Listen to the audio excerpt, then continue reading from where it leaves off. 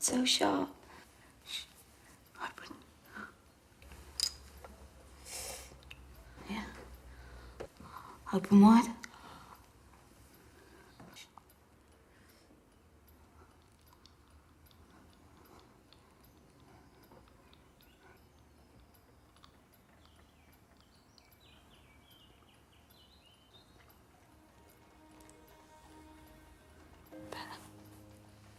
Fingersmith is a 2005 BBC miniseries adapted from a Sarah Waters novel of the same name. Sue, an orphan abandoned on Mrs. Saxby's doorstep as a baby, has been raised amongst thieves and swindlers her whole life. So when she is called upon by a man known as Gentleman to help him steal the £40,000 inheritance of a young reclusive heiress for a cut, she says yes. Why me?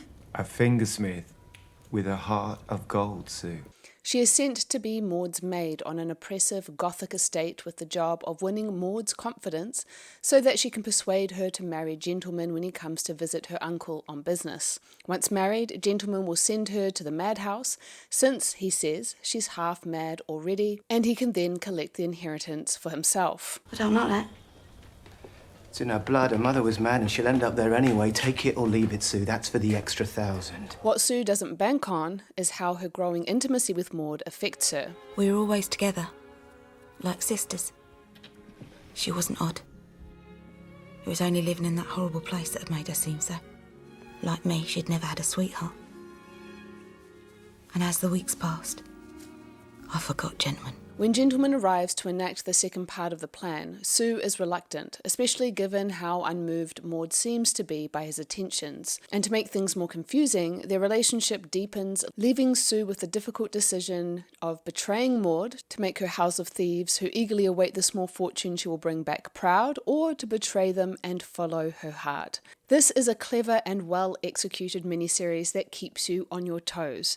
You think it's telling one story, when in fact it's telling another. And then when you think you know that story, it reveals yet another layer to provide some solid plot twists. It has an Oliver Twist vibe, where we are given a window into the poverty of London in the 1800s with all its wretched, stinking muck, and it makes it easy to imagine that Sue would agree to put a woman in the madhouse to get at her money, despite her misgivings, so she and her loved ones can have a better life.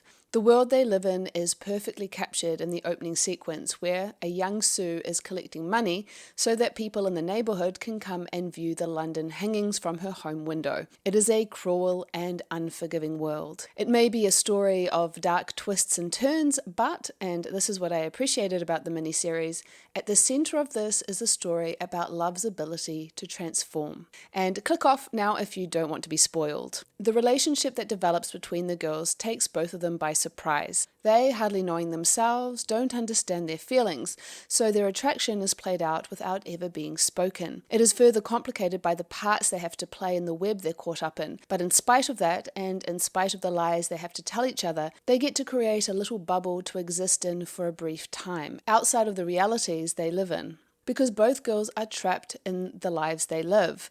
They are puppets of a larger scheme that is going on, and this sees both girls betray each other in quick succession when Sue goes ahead with betraying Maud, only to be tricked into the insane asylum herself. Maud then finds herself double-crossed too and imprisoned by Mrs. Saxby, who has been orchestrating the entire thing from the start. Despite this, neither girl is truly bad. Their actions are the result of two young women trying to take charge of their lives in the only way that is available to them. And in the end, it is love that causes the web of greed and betrayal to fall apart. And not the love that Sue and Maud have for each other initially, but Sue's love for Mrs. Saxby.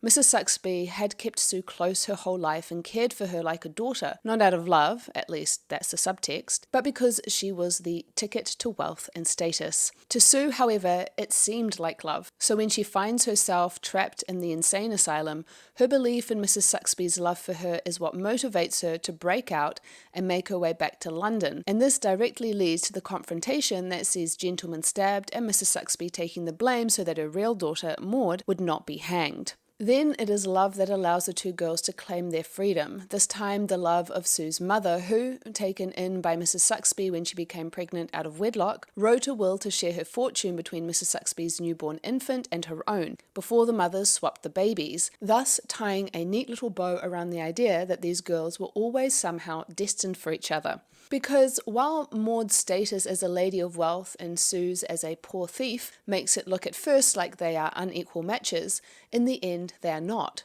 Sue has the breeding of a lady, but no actual claim to such a title, while Sue has the claim, but no breeding. Together, they balance each other out.